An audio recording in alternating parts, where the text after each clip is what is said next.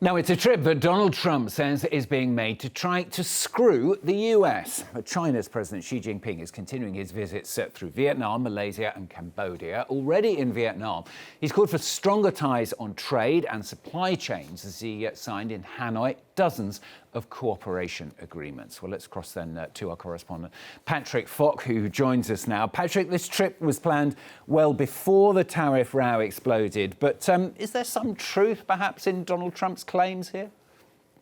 Yeah, they were harsh words, weren't they? But it's difficult to say exactly what sort of negotiations are going on behind closed doors between President Xi and the leaders of these Southeast Asian nations and what sort of cooperation there might be. What we do know is that these countries certainly feel that the Trump tariffs are unfair. And we know that Beijing's got the intention of trying to cooperate and more closely with them and to try and get them on board to support it in its cause to try and push back and compel Washington to pull back on these tariffs. But, you know, it is a delicate balancing act for all of them. If we look at it in terms of numbers, Malaysia as an exporter, it exports about $44 billion worth of goods to the US.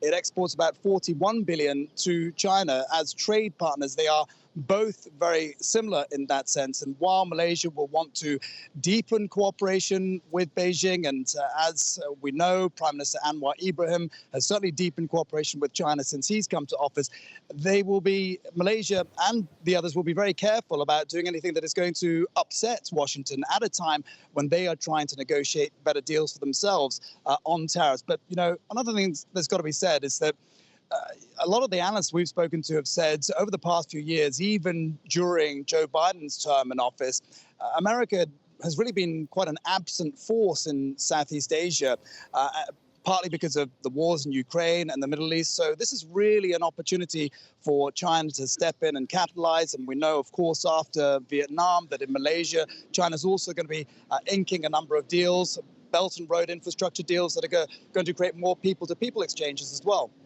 So what is she hoping to get out of these visits then?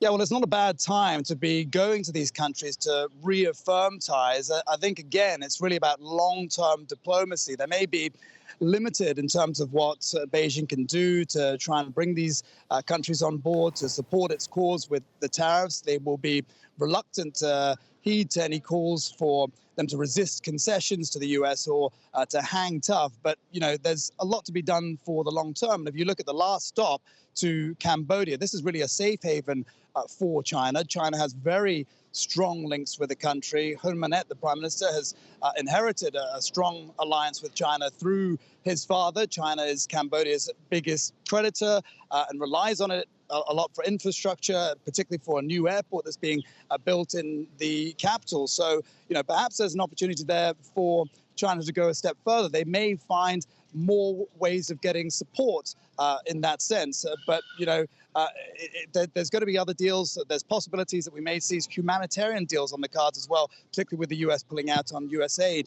in these countries. Patrick, thanks very much. Patrick joining us there.